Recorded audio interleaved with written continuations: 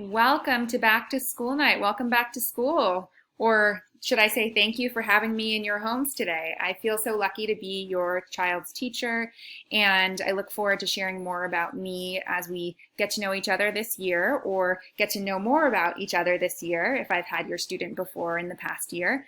This is my third year at Twain and my 12th year teaching, and I have a little bit more information about myself on this slide. If you would like to go faster or slower, also know that the slides are in the link in the chat. You can also peruse them on your own. So one surprising thing about the syllabus, and we're going to be going over some of those questions that parents submitted about the syllabus when they read it in the day 6 assignment. One of the biggest questions was, can you accept late work? And the answer is yes, I will accept late work. Just making sure the students understand they might have to take more time to submit it, because if it's already an incomplete or a missing in the grade book, if they've already seen that mark, they're going to need to meet me at the Zoom class and stay after class while I grade it live and give them feedback to make sure that they get that change in the grade book.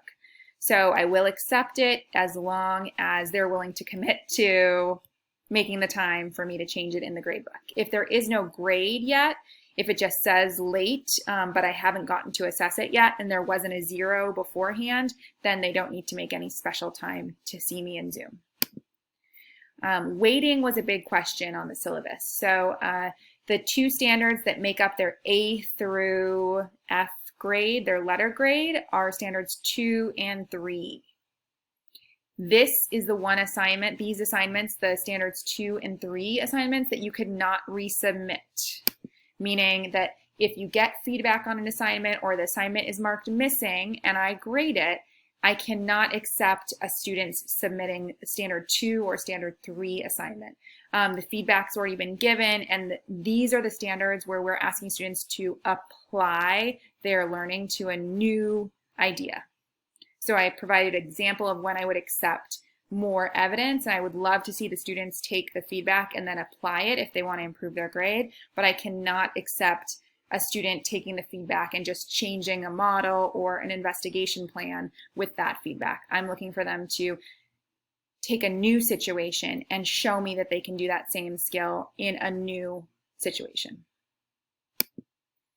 One of the reasons I love mastery grading or standards-based grading is because it's based on growth. I've linked a video from Saul Khan about the driver's test and comparing how a driver, when he takes his final test, isn't based on how he did in the first couple of drives that he went out. And I really connect with that idea. I love that over the semester, students get better at their skills, and the grade at the end of the semester is based on their ability to perform at the end. So for this situation, if a student was on standard 2 and they had this many assessments, we would think, well, the usual grade would probably be average. So usually under a regular system, you might see a grade of like 2 point something if you average all those together.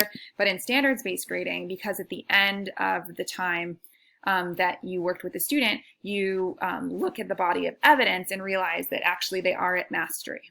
At the end of the 20-week grade, we'll have 2 standards that have been assessed, and I will average those 2 mastery scores for the final grade.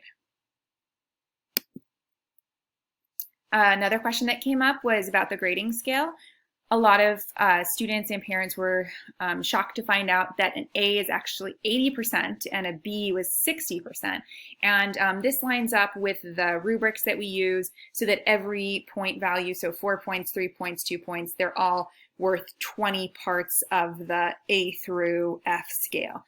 So there's an article here that's linked that explains more in slide 7 about why we don't do this, or why we don't include the same 50% below.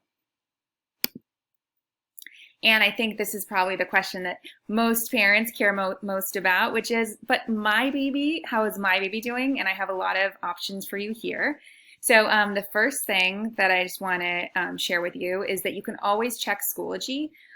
There's a way I've linked in slide 8, the sheet to help you change the updates. If you have logged in through the parent portal, you can actually get an email update weekly about your students' progress.